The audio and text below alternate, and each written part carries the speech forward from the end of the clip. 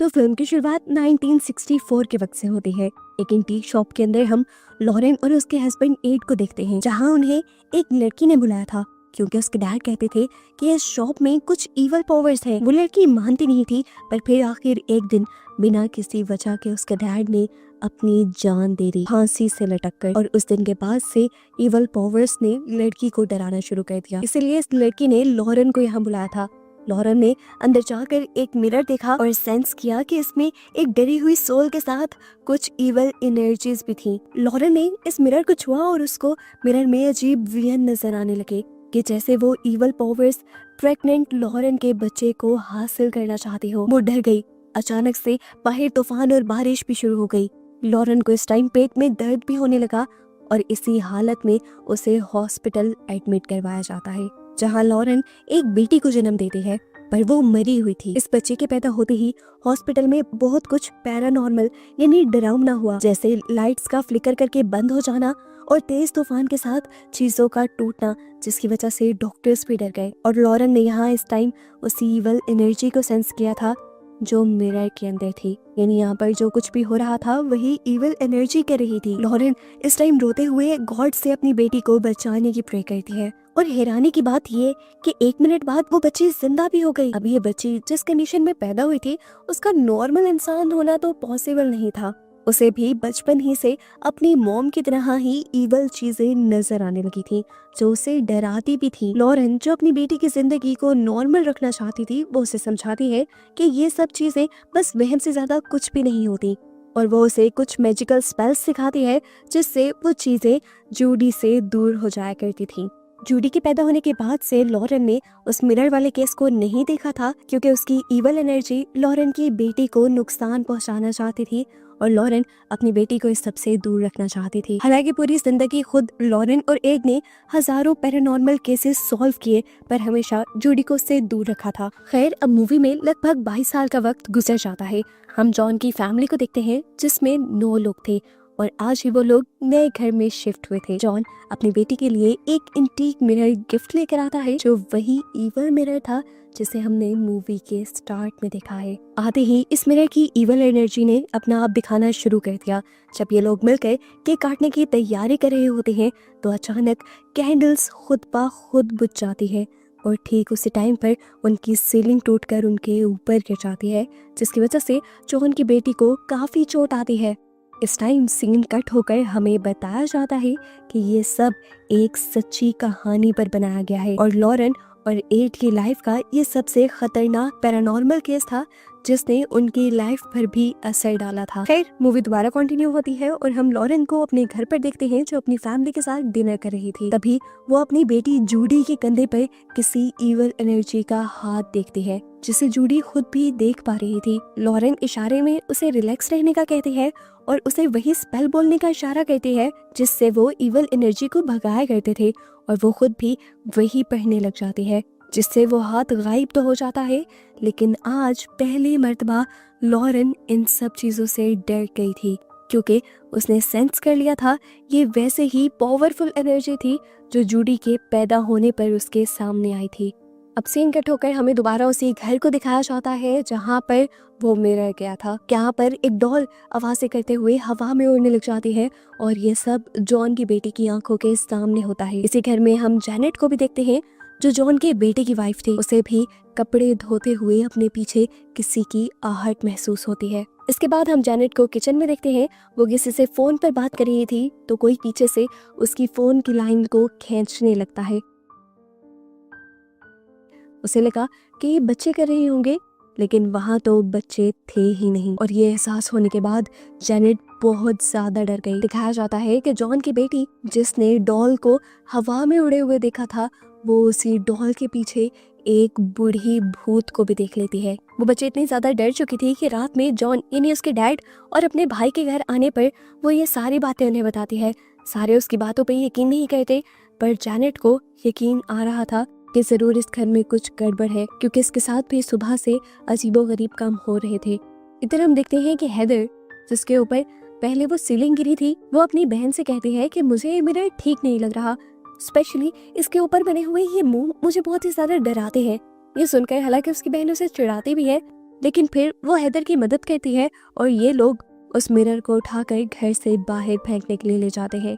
सुबह होते ही दिखाया जाता है कि उस मिरर को म्यूनिसिपल वाले ले जा रहे थे और जैसे ही मिरर म्यूनिसिपल ट्रक के अंदर गिरता है तो टूट जाता है और उसके टूटते ही यहाँ दूसरी तरफ जॉन की बेटी को खून की उल्टी होना शुरू हो जाती है और मिरर जो कि ट्रक में टूटा था उसी मिरर के टूटे हुए टुकड़े उसके मुंह से निकलने लगते हैं। लड़की की ये हालत देखते हुए वो लोग उसे डॉक्टर के पास तो ले गए थे, लेकिन अब सबको इस बात पे यकीन आ गया था कि इस घर में कुछ ना कुछ गड़बड़ जरूर है। सीन कट होकर हम एड को यानी लॉरेन के हस्बैंड को डॉक्टर के पास देखते हैं और डॉक्टर उसे बताता है कि तुम्हारे दिल की हालत अब अच्छी नहीं रही, तुम्हारा दिल एक और हार्ट अटैक नहीं सह पाएगा, तो इसीलिए तुम्हें अब अपना बहुत ज्यादा ख्याल रखना होगा और जो कुछ तुम करते हो वो तुम्हें छोड़ना पड़ेगा। इस सब के बाद एड घर आ जाता है और एड को उसकी बेटी जूडी बताती है कि उसने अपने बर्थडे पार्टी पर अपने एक दोस्त को भी बुलाया था जिससे वो शादी करना चाहती है। अब अगले ही दिन बर्थडे पर हम जूडी के साथ उसके दोस्त को भी देखते हैं जिसका नाम है टॉनी। इसी पार्टी के दौरान एड सभी गेस्ट को अपना म्यूजियम दिखाने के लिए ले जाता है जिस म्यूजियम के आर्टिफैक्ट्स के अंदर इन्होंने इवल एनर्जीज को कैद किया हुआ था। आसान लफ्जों में कहें जैसे बोतल के अंदर जिन कैद किए जाते हैं, इसी तरह उन्होंने इवल एनर्जीज को इन पेंटिंग्स पे कैद किया हुआ था। एड के साथ सभी गेस्ट उसका म्यूजियम देखने के लिए जाते हैं पर टोनी नहीं चाहता क्योंकि वो काफी डरा हुआ था। वो जूडी के साथ उसके रूम में आ जाता है और जूडी को रूम में आते ही अपनी रॉकिंग चेयर के ऊपर एनाबेल डॉल दिखती है जिससे वो हमेशा से बहुत ज्यादा डरती थी। इस टाइम क्योंकि टोनी उसके पास था तो उसने अपने आप के ऊपर जल्दी कंट्रोल पा लिया और एनाबेल की सोचों से वो बाहर निकल आई। इतने में ही यहाँ पर लॉरेन आ जाते हैं जो टोनी को बताती है कि प्लेइंग रूम में एड तुम्हारा इंतजार कर रहा है और इसके बाद वो जूडी से पूछती है तुम्हारे साथ आजकल क्या चल रहा है, तुम इतना ज्यादा डरने क्यों लगी हो। जूडी उसे कहती है मॉम मैं नहीं जानती कि ये सब क्या हो रहा है। तब लॉरेन उसे कहती भी है मैं जानती हूँ कि तुम एक मीडियम हो, तुम ऐसी चीजों को सेंस कर सकती हो, लेकिन मेरी एक बात याद रखना, तुम इन चीजों में कभी मत पड़ना क्योंकि इन्हीं चीजों की वजह से मेरी लाइफ भी बर्बाद हो चुकी है।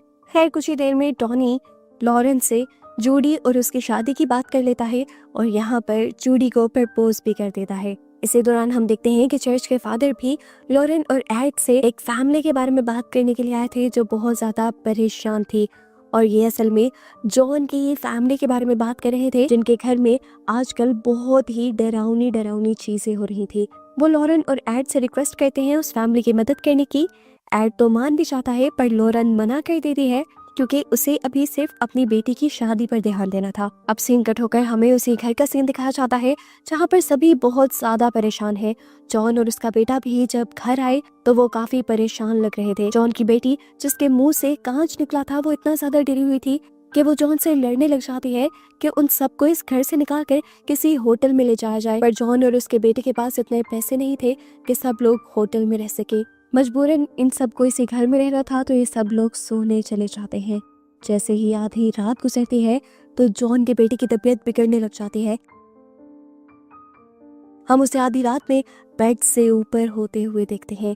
वो हवा में लटक गया था और कोई इविल एनर्जी अब उसका गला पकड़कर दबाने भी लगी थी जिसकी वजह से उसकी तबीयत बहुत ज्यादा बिगड़ गई थी। सुबह में हम जॉन की बेटी को देखते हैं जिसके ऊपर पहले ही दिन आते ही सीलिंग टूट कर गिरी थी। वो उस दिन की वीडियो देख रही थी और अचानक से वो डर गई क्योंकि उसने वीडियो में अपने साथ खड़े हुए किसी एंटिटी को देख लिया जिसने उस टाइम कैंडल्स बुझाई थी। अब क्योंकि ये लड़की वही एंटिटी वीडियो में देख चुकी थी तो एकदम से वो एंटिटी उसके सामने भी आ जाती है। ये एक लंबा समय था जिसके बड़े बड़े बाल थे और वो गुस्से में कुल्हाड़ी लिए उसे मारने के लिए उसकी तरफ भी बढ़ता है और यहाँ वो लड़की जोर से चिल्ला देती है और उसके चिल्लाने से सभी घर वाले जाग जाते हैं क्योंकि एक ही टाइम में घर के दो लोगों के साथ इतना डरावना सीन हुआ था तो सभी लोग घबरा चुके थे। इसीलिए सुबह होते ही जेनेट और उसका हस्बैंड जैक मीडिया को बुला लेते हैं और अपनी प्रॉब्लम्स मीडिया के सामने रख देते हैं। उनकी ये कहानी बहुत जल्द ही मशहूर हो जाती है कि किस तरह एक फैमिली को इवल एनर्जीज तंग कर रही हैं। दिखाया जाता है कि लॉरेन इस टाइम जूडी का वेडिंग ड्रेस लेने के लिए एक बुटीक पे आई हुई थी। डिजाइनर लॉरेन की दोस्त थी, वो भी इसी टाइम न्यूज चैनल पर जेनेट का इंटरव्यू ही सुन रही थी, पर लॉरेन के आने पर उसने ये न्यूज चैनल बंद कर दिया क्योंकि वो नहीं चाहती थी कि एक कस्टमर उनके हाथ से चला जाए। जूडी जब अपना ड्रेस चेक करने के लिए चेंजिंग रूम में थी तो तभी उसके चेंजिंग रूम को कोई नॉक करता है। जूडी को लगा कि उसकी मॉम होगी। उसने जैसे ही दरवाजा खोला तो देखा कि यहाँ पर वही बूढ़ी लेडी का भूत था जिसे हम पहले जेनेट के घर पर भी देख चुके हैं। इस भूत ने आते ही जूडी का गला पकड़ लिया था और जूडी मरने ही वाली थी, लेकिन तभी जूडी ने अपने मैजिकल स्पेल्स बोलना शुरू कर दिए, जिससे वो भूत यहाँ से गायब हो गई। जूडी ने सुकून का सांस लिया और जैसे ही मिरर में देखा तो और भी ज्यादा डर गई, क्योंकि वो देख रही थी कि मिरर में जूडी का साया ही जूडी का गला दुबा रहा था। अब लॉरेन, जो कि जूडी का ड्रेस चेक करने के लिए अंदर आई थी, वो भी ये सब कुछ देख लेती है और डर जाती है। अब दोबारा हमें उसी फैमिली को दिखाया जाता है जहाँ पर अब जॉन की वाइफ बहुत ज्यादा बीमार हो चुकी थी। उन्हें हार्ट अटैक आ रहा था।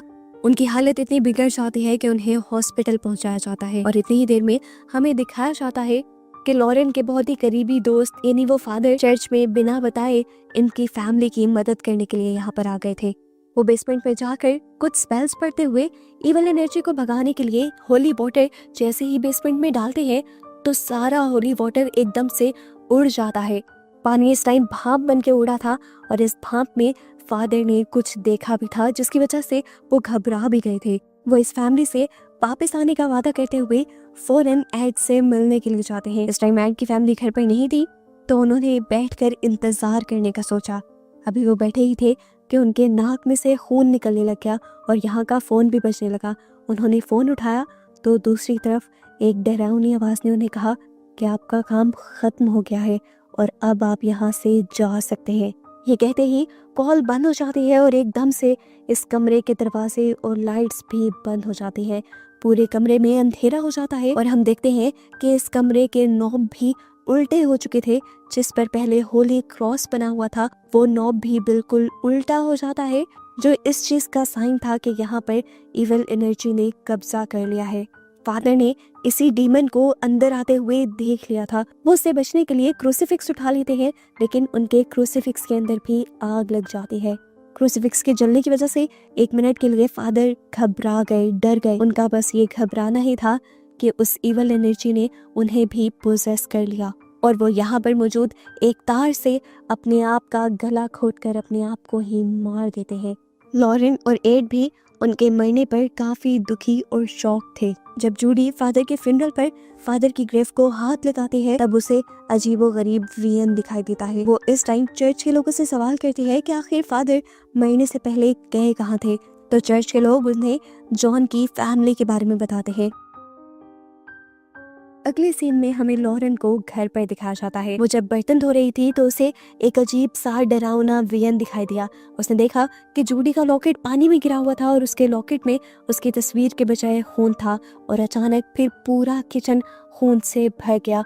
लॉरेन इस वियन से बहुत ज्यादा घबरा गई और एड ने उसे संभाला। लॉरेन बुरी तरह सहमी हुई थी क्योंकि वो अपने इस वियन का मतलब जानती थी कि अब उसकी बेटी जूडी की जान खतरे में है। इसी टाइम पर जूडी का फियांसे यहाँ पर आता है और इन दोनों को बताता है कि जूडी जॉन के घर गई है, जिनके घर में इविल एनर्जीज है। लॉरेन एड से कहते हैं कि हम कोई केस नहीं लेंगे, हम सिर्फ वहाँ से जूडी को लेकर वापस आ जाएंगे। लेकिन जब ये लोग वहाँ पर गए तो इन लोगों ने देखा कि जैक और जैनेट पहले से ही इन लोगों का इंतजार कर रहे थे। इनके आने से बहुत ज्यादा खुश होते हैं और बताते हैं कि फाइनली कोई एक्सपर्ट तो उनकी हेल्प के लिए आया। वो बताते हैं कि वो मीडिया में हेल्प लेने के लिए गए थे, लेकिन लोगों ने उनके खिलाफ अजीबोगरीब बातें बनाना शुरू कर दी हैं कि जैसे वो लोग ये सब एक ड्रामा कर रहे हैं। ये सारी बातें सुनने के बावजूद भी लॉरेन यहाँ से जाना चाहती थी, अपने फैसले पर अटल रहना चाहती थी, पर जूडी उसे रोक लेती है और कहती है आपने हजारों लोगों की मदद की है तो हम इस फैमिली की मदद क्यों नहीं करें। वो कहती है देखें, फादर की मौत का राज भी इन्हीं के घर में छुपा हुआ है और मैं भी ये चाहती हूँ कि आप दोनों इनकी मदद करें।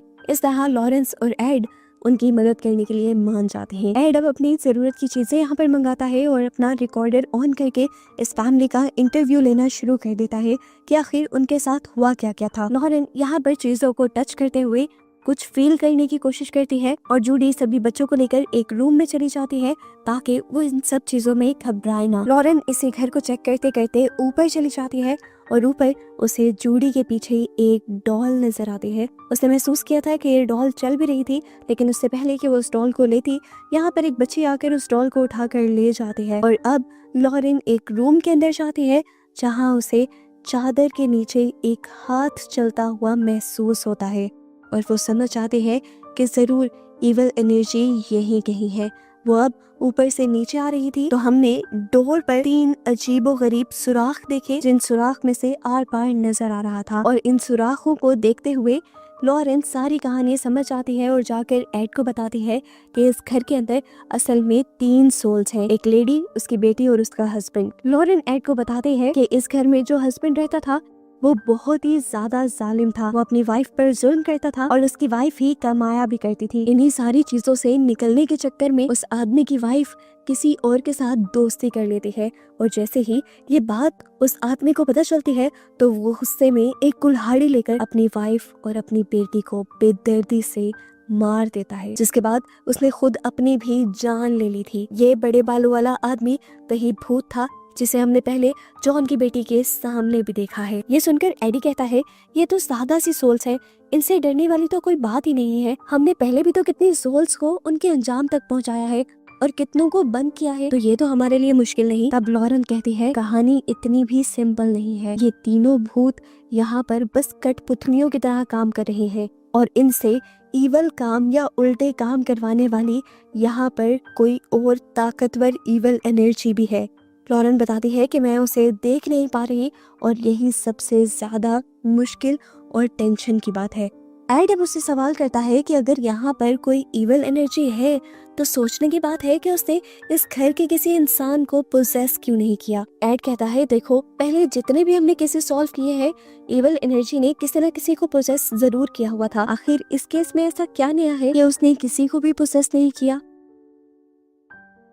सीन कट होकर हमें दिखाया जाता है कि जूडी को ऊपर से अपनी मॉम की आवाज आ रही थी। आवाज को फॉलो करते हुए वो ऊपर एटिक में भी आ गई, जहां हमें वही मूवी के स्टार्ट वाला मिरर दिखाया गया जिसके अंदर इविल एनर्जी थी। और हमें मूवी के स्टार्ट वाले ही लॉरेन के वीएन से ये भी पता चला था कि वो इविल एनर्जी लॉरेन की बेटी यानी जूडी को चाहती है। और आखिर यहाँ पर मिस्ट्री सॉल्व होने लगती है और ये पता चलने लगता है कि क्यों उस इविल एनर्जी ने इन सब को प्रोसेस नहीं किया था। वो सिर्फ इन सब को डरा धमका कर लॉरेन और जूडी को यहाँ तक लाना चाहती थी ताकि वो जूडी से मिल पाए। यहाँ पर जूडी उस मिरर को टच कर देती है और उसके टच करते ही इस कमरे में अजीब सी हलचल मच जाती है।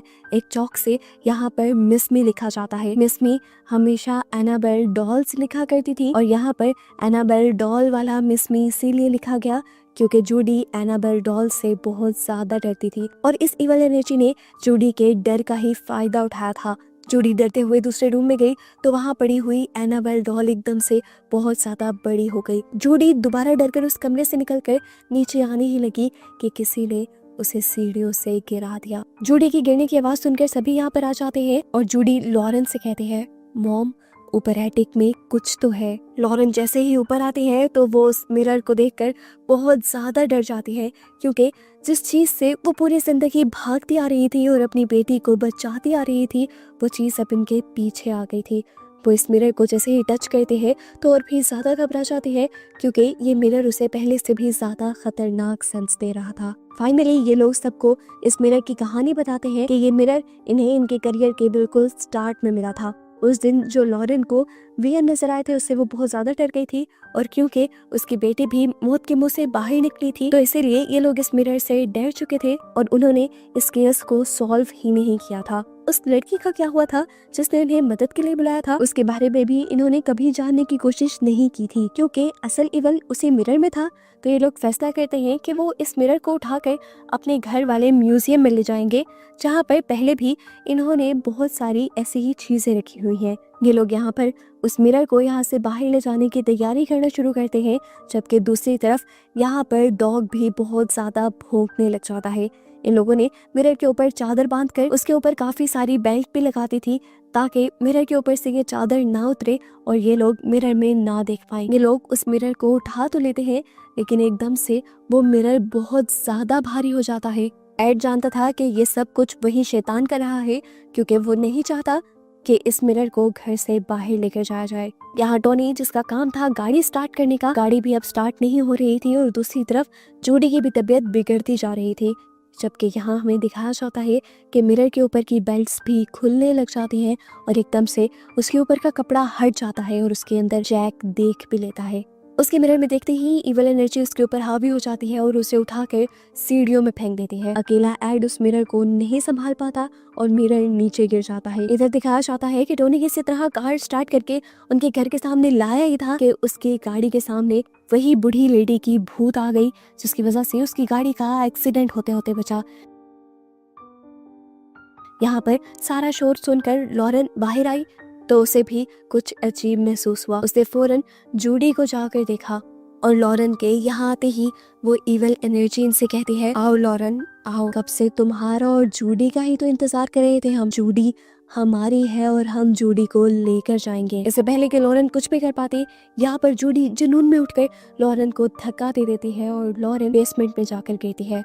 इस सब से लॉरेन बेहोश हो चुकी थी और ये सब देखते हुए डॉग बहुत ज्यादा भौंक रहा था, तो जूडी उसे भी हवा में उठाते हुए दूर फेंक देती है। इतने ही टाइम में यहाँ पर एड भी आ जाता है, जो आकर जूडी की हालत देखते हुए जूडी को संभालने की कोशिश करता है और उसे समझाता है, जूडी होश में आओ, तुम्हारे अंदर इतनी ताकत है कि तुम इस ईवल से लड़ सकती हो।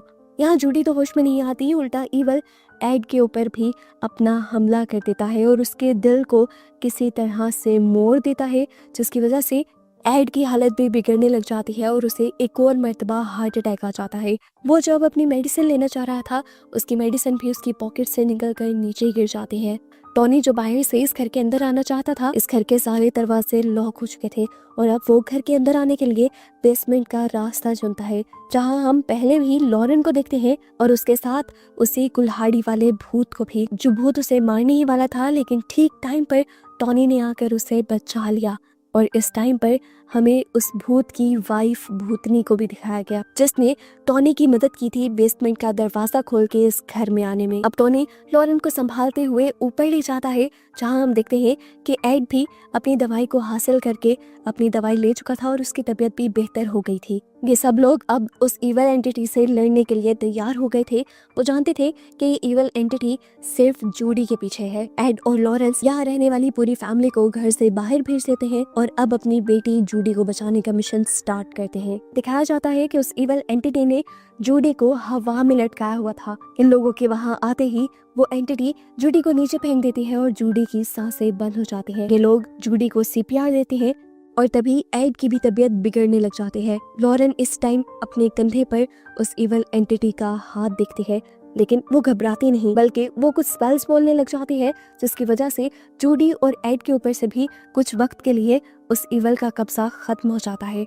उस इवल एंटिटी ने इन दोनों को तो छोड़ा था, पर अब टॉनी को पकड़ लिया था। यहाँ पर वो मिरर जो था एकदम से उठकर वो तेजी से इस कमरे में घूमने लग जाता है और टॉनी के ऊपर गिर जाता है। ये सब देखते हुए एड जल्दी से एक्सॉर्सिज्म शुरू करते हैं और अपनी बाइबल उठाकर उसे पढ़ने लग जाते हैं। एक्सॉर्सिज्म होता देखकर उस इवल एंटिटी को इतना ज्यादा गुस्सा आ जाता है कि वो एड की बाइबल के अंदर ही आग लगा देता है और एड का हाथ भी जलने लग जाता है। यहाँ तक कि उसने एड को अपनी ताकत से खामोश भी कर दिया था, लेकिन एड ने इतनी जल्दी हार नहीं मानी। अपने आप को वो होश में लेकर आया और उसने दोबारा से बाइबल की वर्स पढ़ना शुरू की। हिम्मत करते हुए एड उसी बाइबल को अब शीशे के ऊपर लगा देता है, जिसकी वजह से वो इवल एंटिटी और भी ज्यादा तड़पने लगी थी। अपने आप को इस तकलीफ से बचाने के लिए वो इन सबको निकालना चाहती थी इस कमरे से, लेकिन सब यहाँ पर डटे रहे। जूडी और लॉरेन दोनों समझ चुके थे कि अब उनके उस मैजिकल स्पेल से काम नहीं होगा, अब उन्हें अपने अंदर की ताकतें दिखानी होगी। इसीलिए वो दोनों भी मिलकर अपना हाथ बाइबल के साथ साथ उसी मिरर पर रख देते हैं और कुछ पढ़ने लग जाते हैं। ऐसे वो इवल उसी शीशे के अंदर कैद हो जाता है और इनकी जिंदगी नॉर्मल हो जाती है। जूडी, लॉरेन और जॉन की पूरी फैमिली की जान इस तरह उस इवल एंटिटी से बच जाती है। मूवी के एंड पर हमें टॉनी और जूडी की शादी दिखाई जाती है। इसके कुछ टाइम बाद लॉरेन एड को बताती है कि उसने अपने फ्यूचर के विजन्स देखे हैं, जहाँ पर वो लोग ग्रैंड पेरेंट्स भी बन गए हैं और उनकी लाइफ बिल्कुल आसान हो गई है। वो लोग अपने केसेस के बारे में इंटरव्यूज भी दे रही हैं और अब सभी लोग उनकी कहानियों पर बिलीव करेंगे। लॉरेन के इस विजन के मुताबिक सच में ऐसा ही हुआ। सालों बाद लोगों ने उनकी कहानियों पर एतबार करना शुरू कर दिया। उनके बहुत सारे केसेस की फुटेजेस भी हमें यहाँ पर दिखाई गई और इसी के साथ ये मूवी यहाँ पर खत्म हो गई।